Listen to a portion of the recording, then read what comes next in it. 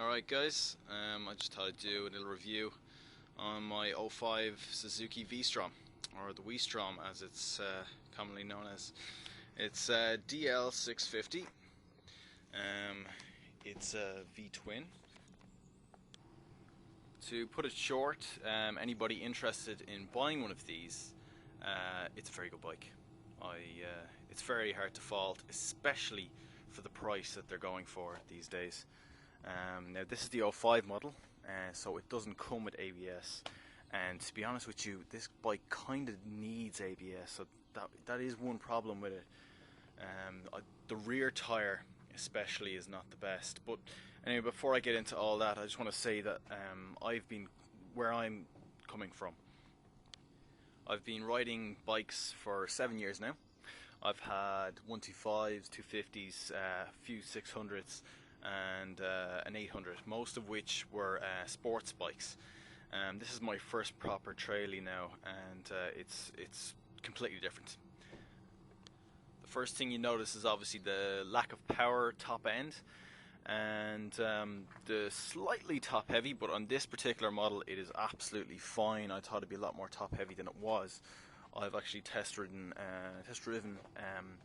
the Honda Varadero and the BMW F800 GS before, and both of which were much heavier, much harder to manage than this bike is. Now this one has a 19-inch front wheel, which does help for the handling, but if you're going to be doing much off-roading, I wouldn't really go near this bike. It's not an off-roader, but it absolutely takes the bad roads perfectly. In fact, I was only out for a drive today because it was a brilliant day today, and we came across these bad roads. And before, on my sports bikes, I should say, you know, you'd cringe at the sight of them, and with this bike it just flattens the bumps. You don't feel a thing. It's absolutely superb.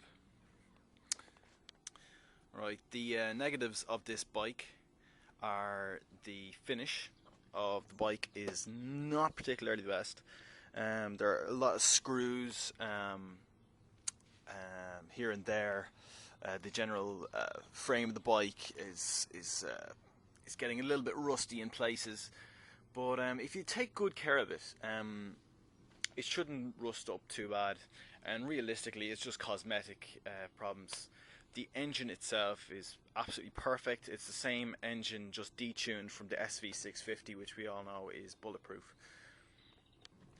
The other bad thing is the front suspension is not brilliant, but it's not bad. I actually prefer it to the Varadero suspension. The rear brake is pretty shit, to be honest with you. As I was saying briefly at the start, you kind of need ABS with this bike. It's just not going to. It doesn't perform well without ABS.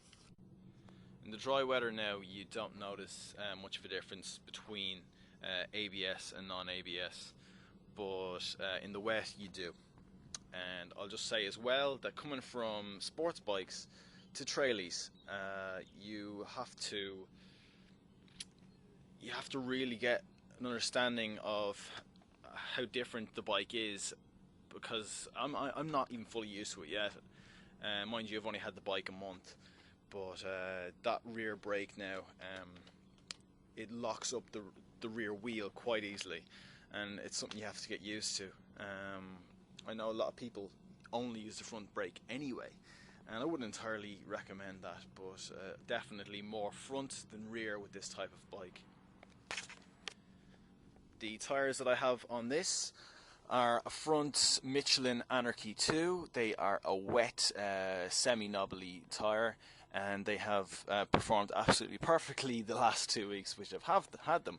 Now obviously 2 weeks is very hard to comment on a bike, you know, when you've only spent a few hundred miles on it, but from reviews I've heard on the internet, they're a very good tyre. Now the rear tyre, I have to say, I don't particularly like. It's an Avon.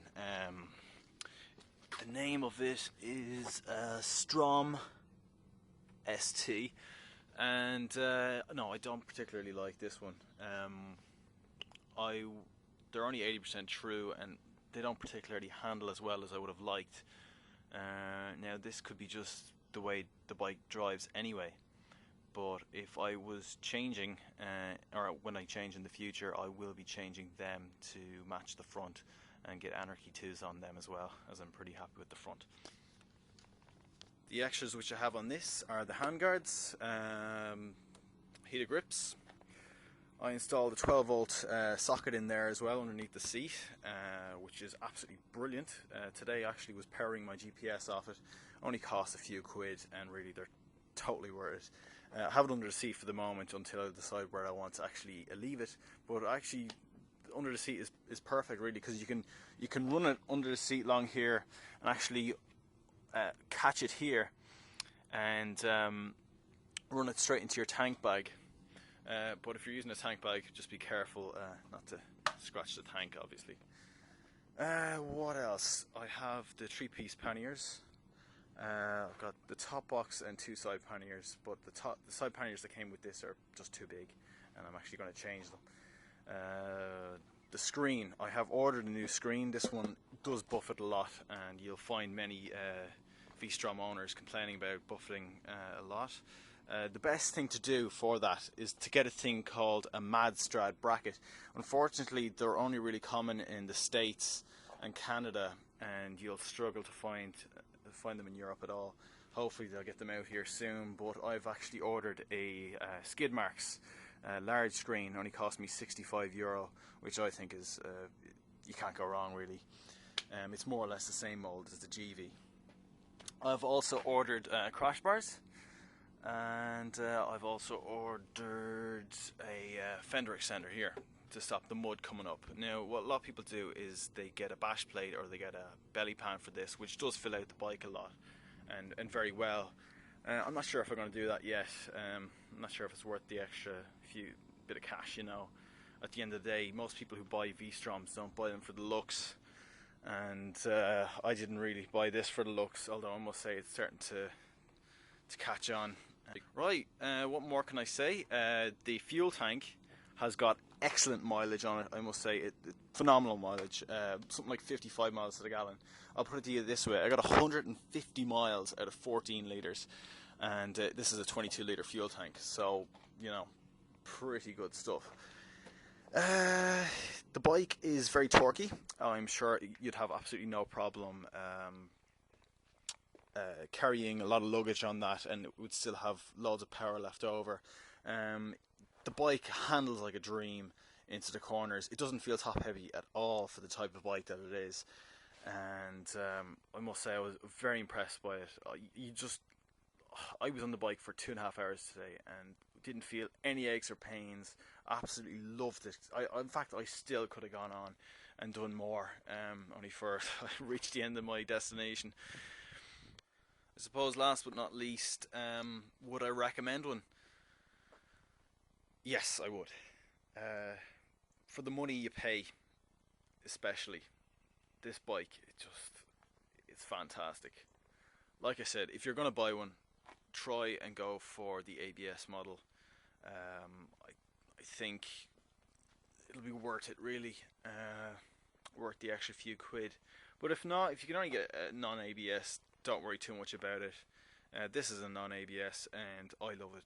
Just, you know, absolutely fine.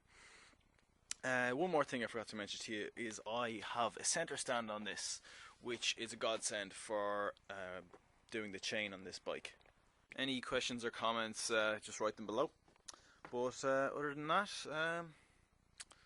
I hope this answers a few questions that you may have about the V Strom. And again, you know, if you do go for one and don't like it, at least you don't spend a fortune on one. And cracking bike, really. So yeah, enjoy.